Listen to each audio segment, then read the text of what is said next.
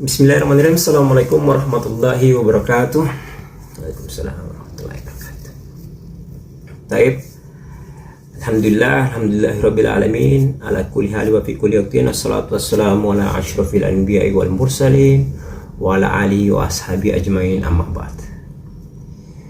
Pertama-tama, yang paling utama, kita panjatkan puja dan puji syukur atas kehadirat Allah Subhanahu wa taala telah memberikan kita nikmat jasmani maupun rohani, sehingga kita dapat berkumpul di tempat yang insya Allah penuh dengan mubarak.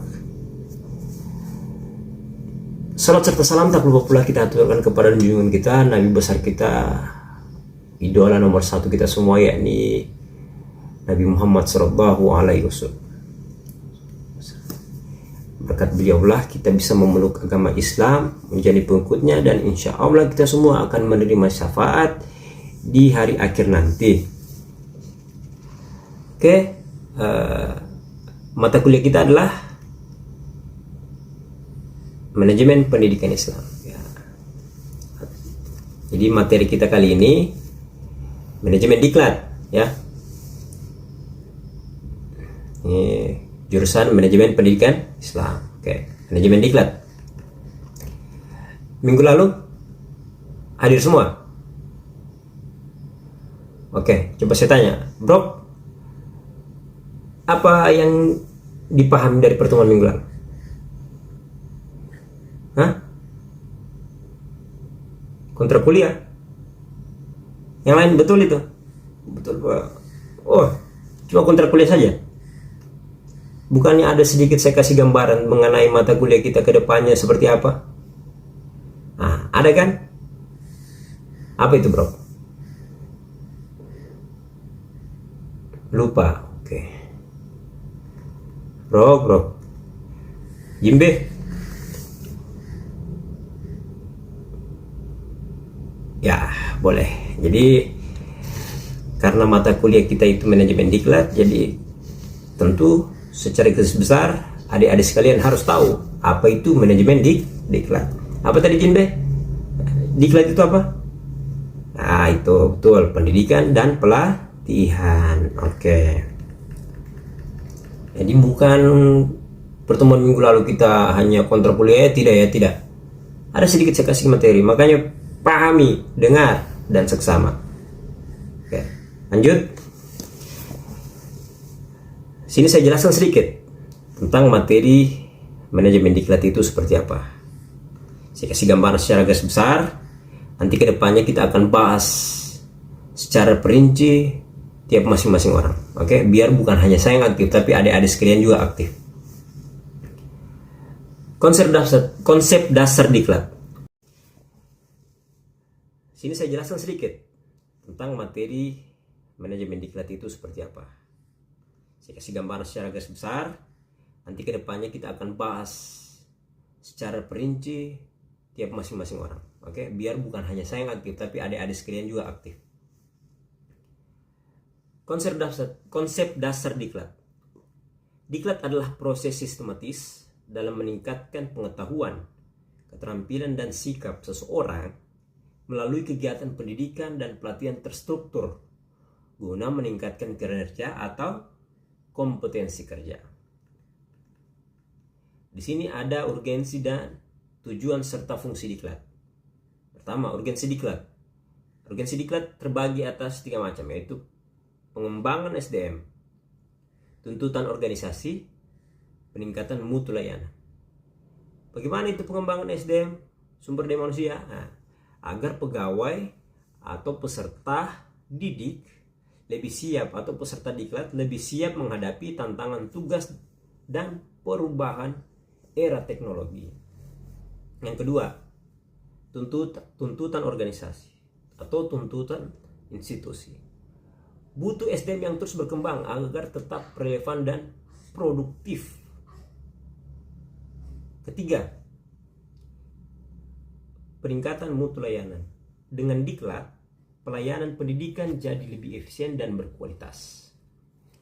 Adapun tujuan dan fungsi diklat, pertama tujuan yaitu meningkatkan kompetensi profesionalisme. Kedua, mempersiapkan individu menghadapi tugas kerja.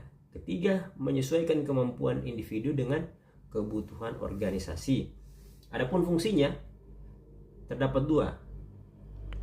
Pendidikan yaitu memperluas wawasan dan pengetahuan teoritis, sedangkan pelatihan peningkatan keterampilan praktis dan teknis. Kita lanjut. Namanya pelatihan pasti ada berbagai macam jenis-jenisnya. Di sini akan saya jelaskan beberapa jenis-jenis pelatihan yang ada. Di sini saya rangkum ada 5. Pertama, pelatihan prajabatan. Bagi calon pegawai sebelum resmi bekerja. Berarti pelatihan prajabatan. Kedua, pelatihan dalam jabatan, yaitu peningkatan kompetensi pegawai aktif. Ketika dia sudah jadi pegawai, baru dia lakukan namanya pelatihan dalam jabatan. Kalau dia belum jadi pegawai, itu namanya pelatihan prajabatan. Lanjut, pelatihan ketiga, pelatihan teknis atau untuk keterampilan spesifik, misal IT atau komunikasi. Lanjut, jenis yang keempat, pelatihan manajerial, bagi pemegang jabatan struktural. Yang kelima, pelatihan fungsional atau pelatihan fungsional, yakni peningkatan kompetensi sesuai fungsi kerja. Tuh.